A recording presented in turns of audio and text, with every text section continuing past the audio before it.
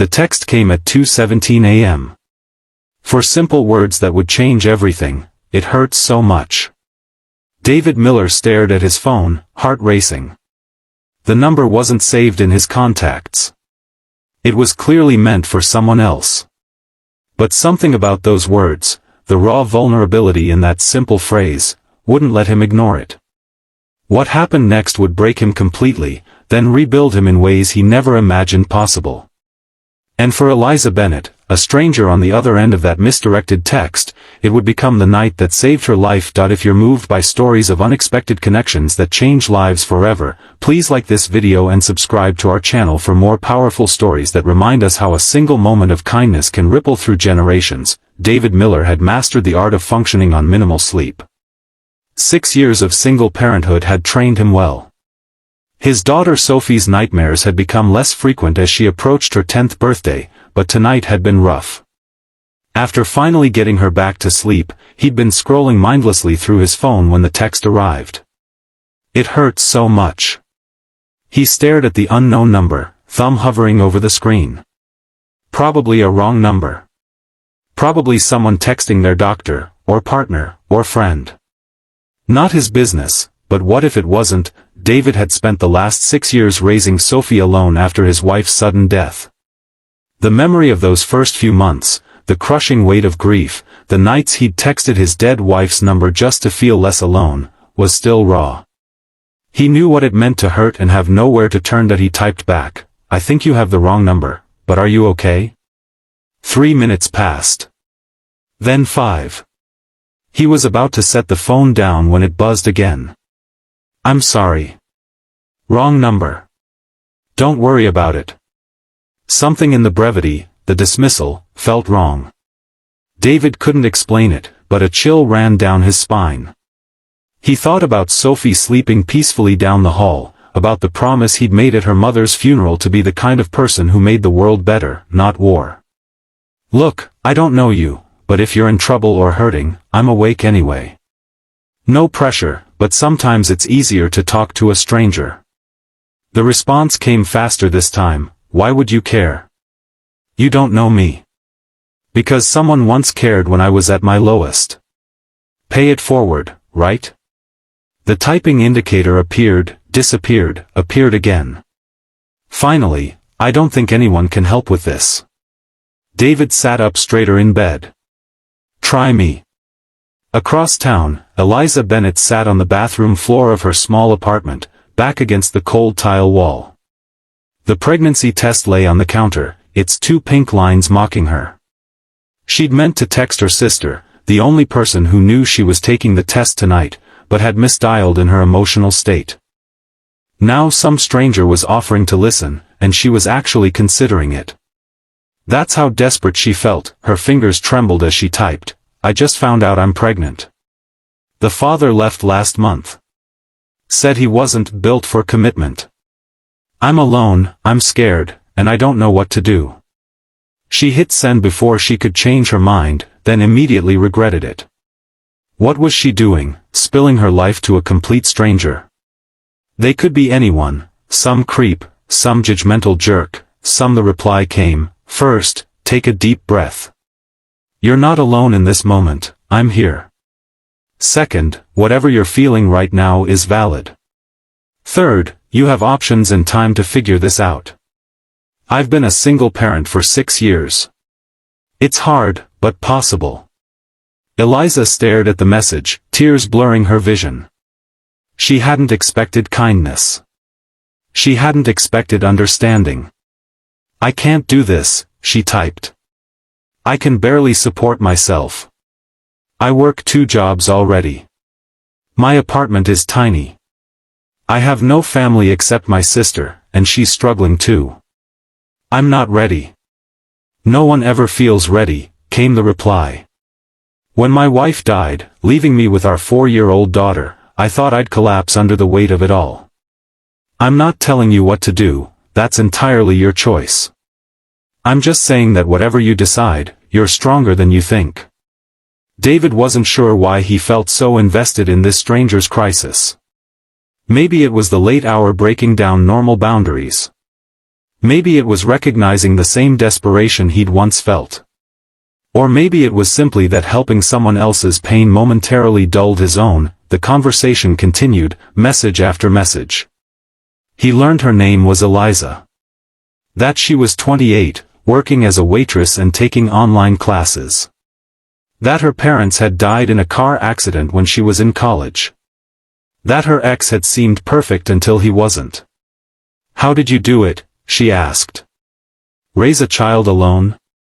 David thought carefully before answering. One day at a time.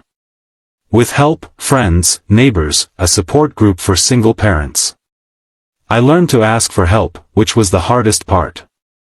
I stopped trying to be both parents and just focused on being the best dad I could be. I'm scared of failing this child before they're even born.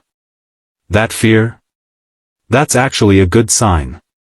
Bad parents don't worry about being bad parents. As the night deepened, their conversation shifted. David shared stories about Sophie, her first steps, her obsession with space, her recent science fair project on bioluminescent creatures. Eliza told him about her dreams of finishing her degree in education, of teaching elementary school someday. It's 4:30, Eliza finally wrote.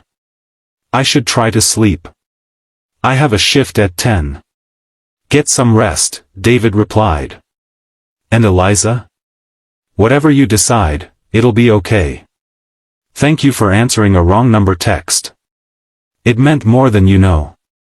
David set his phone down, exhausted but somehow lighter. He checked on Sophie, tucking the blanket around her shoulders before returning to his own bed. He didn't expect to hear from Eliza again. These midnight confessions often evaporated in the harsh light of day. The morning sun filtered through David's bedroom curtains, waking him after barely 3 hours of sleep. His mind immediately returned to the stranger, to Eliza, and her midnight crisis. He wondered if she was okay, if she'd managed to get any rest before her shift. The urge to text her again was strong, but he resisted. She hadn't asked for a new friend, she'd needed a momentary lifeline. He'd provided that. It was enough. Sophie burst into his room, already dressed for school in mismatched socks and a shirt that was definitely on backward. Daddy! I'm hungry and we're out of the good cereal. David groaned dramatically, making Sophie giggle as he pulled himself out of bed. The good cereal? You mean the sugar bombs that your dentist specifically asked me not to buy anymore? Those are the ones. Sophie nodded enthusiastically. Well, we'll have to make do with eggs today, kiddo. He ruffled her hair as they headed to the kitchen. As he cracked eggs into a bowl, David found himself thinking about Eliza again. What would it be like for her, facing pregnancy alone? He remembered those early days after Lisa's death, the bone-deep exhaustion, the constant fear of making the wrong decisions, the crushing loneliness of parenting without a partner. Dad, you're spilling egg on the counter, Sophie pointed out. Sorry, spacey this morning. He wiped up the mess. Hey Soph, remember how we always say that kindness matters?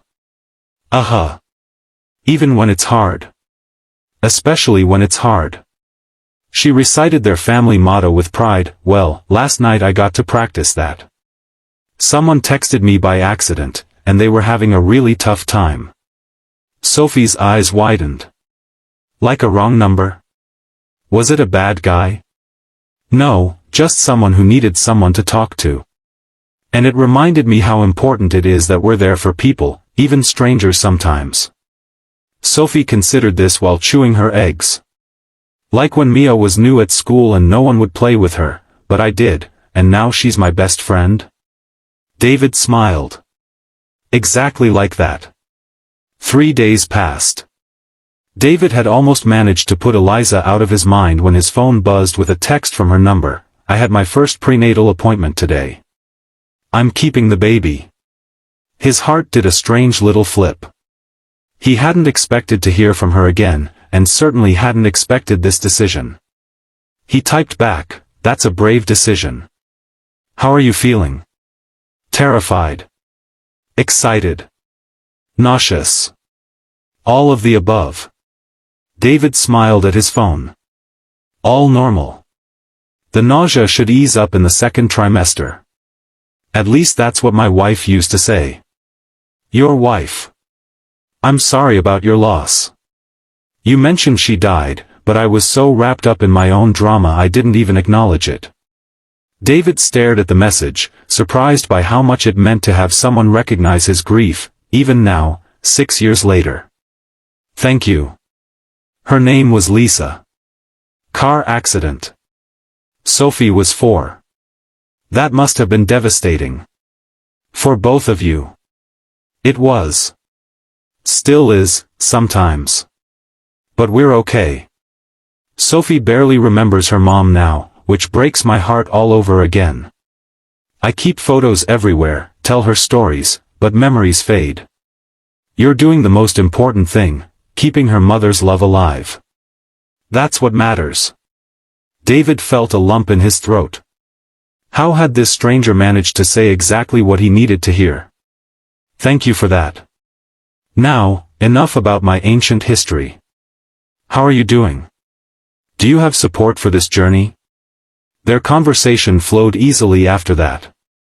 David offered practical advice about pediatricians, childproofing, and the best brands of diapers.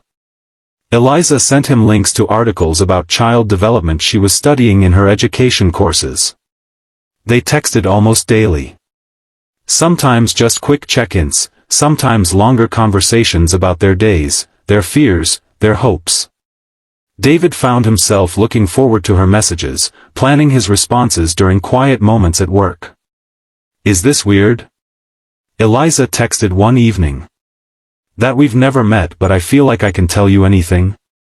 Definitely weird, David replied. But good weird.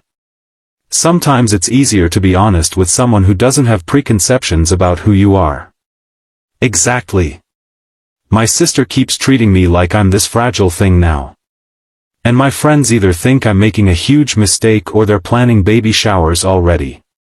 No one just lets me be.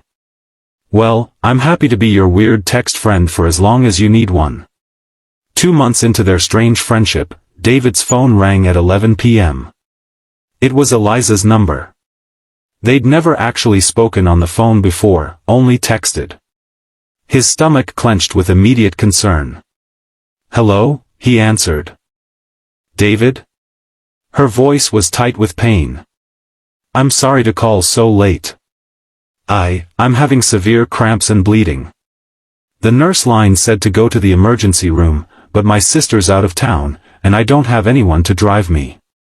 I tried calling a rideshare, but there's a surge, and I can't afford. Text me your address, he said without hesitation.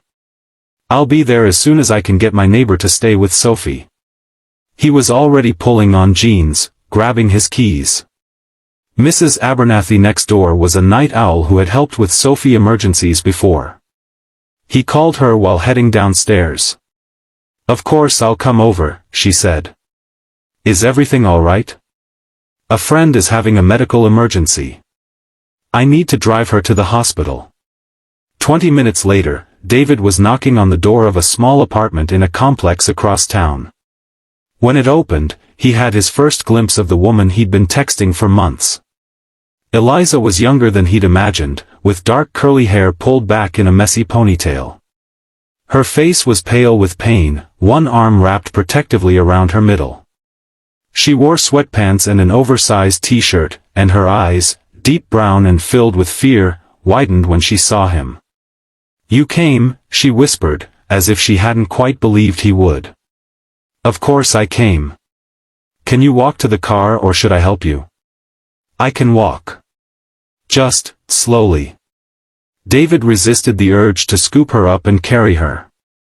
Instead, he offered his arm for support, feeling her trembling as they made their way to his car. The drive to the emergency room was tense. Eliza sat with her eyes closed, breathing through waves of pain. David kept glancing over, helplessness washing through him. We're almost there, he said softly. Just hang on. At the hospital, he helped her to the registration desk, then sat beside her in the waiting area, his hand hovering near hers, unsure if touch would be welcome from someone she'd never actually met before tonight. Eliza solved his dilemma by reaching for his hand during a particularly bad cramp, squeezing so hard he winced. "I'm sorry," she gasped. "Don't be. Squeeze as hard as you need to." When they finally called her name, she looked at him with panic. Would you mind waiting? I don't want to be alone." "I'm not going anywhere," he promised.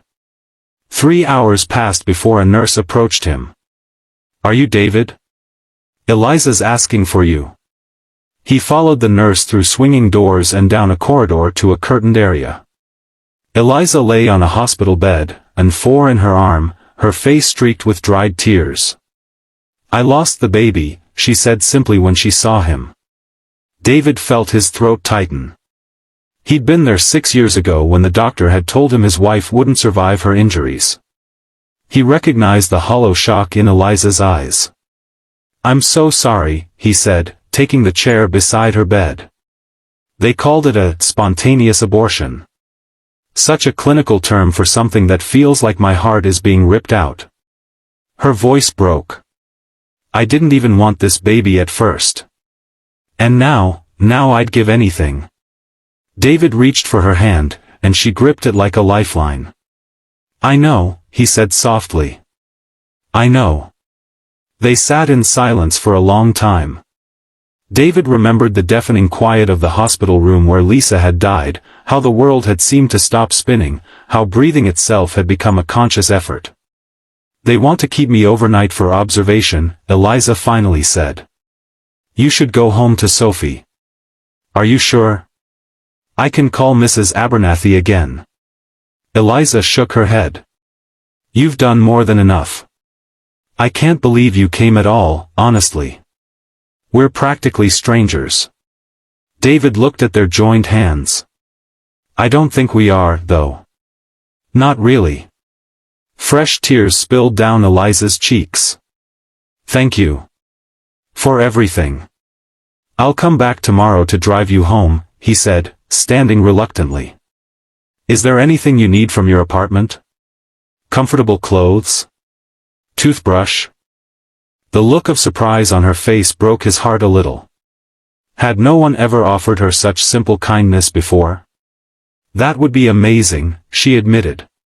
"My keys are in my purse." The next morning, David arrived at the hospital with a small overnight bag containing the items Eliza had requested, plus a few extras, a soft throw blanket he'd found in her linen closet, a paperback from her bedside table, and a chocolate bar he'd picked up at the store. He found her sitting on the edge of the hospital bed, already dressed in the hospital-issued scrubs, looking small and lost. "Delivery service," he announced, trying to keep his tone light. The smile she gave him was weak but genuine. "My hero." While she changed in the bathroom, David spoke with the discharge nurse, collecting prescriptions and aftercare instructions. When Eliza emerged in her own clothes, some color had returned to her cheeks. "Ready to go home?" he asked. She nodded, but her eyes filled with tears again. "I don't want to be alone right now," she admitted in a whisper. "Then you won't be," David said simply. "We can stop by my place first. Sophie's been dying to meet you anyway." "She knows about me?" "Of course. I told her how we met, how you're going through a tough time. She's been asking when she gets to meet my text friend." For the first time since he'd met her in person, Eliza laughed. "Text friend. I like that." The drive to David's house was quiet but comfortable. Eliza gazed out the window, occasionally wiping away a stray tear, but the acute grief of the night before had settled into something more manageable. "Your neighborhood is beautiful," she commented as they turned onto his tree-lined street. "It's a good place to raise a kid. Good schools, safe streets, neighbors who actually know each other's names." David pulled into the driveway of a modest 2-story home with a small front garden. As they approached the front door, it flew open. Sophie stood there, bouncing with excitement. "You're Eliza. Dad's text friend." I'm Sophie and I'm almost 10 and I've been waiting forever to meet you. Eliza couldn't help but smile at the girl's enthusiasm. It's nice to meet you too, Sophie. Dad said you're not feeling well, so I made you a get well card and Mom's special tea. Dad says it fixes everything. Eliza glanced at David, who shrugged with a sad smile. Lisa's remedy for everything was chamomile tea with honey and lemon. Sophie keeps the tradition alive. Something warm unfurled in Eliza's chest as she followed Sophie into the kitchen. This house felt like a home, lived in, loved, filled with memories both happy and sad. The days that followed changed everything. Eliza found herself spending more time at David and Sophie's house than her own apartment. What began as David checking on her recovery evolved into dinners together, movie nights, helping Sophie with homework. You don't have to keep taking care of me, Eliza told David one evening as they washed dishes side by side. I'm okay now. I know, he said, handing her a plate to dry. But we like having you around. Sophie especially. I like being around too, she admitted. More than I should, probably. David set down the dish he was washing and turned to face her. What does that mean? Eliza took a deep breath. It means I'm afraid of getting too comfortable here. Of forgetting this isn't actually my life. My family. What if it could be? David asked quietly. 6 months later, Eliza moved in officially. Her tiny apartment had never felt like home the way David's house did. The way David and Sophie did. On the anniversary of that first wrong text, David proposed in the backyard garden Sophie had helped plant.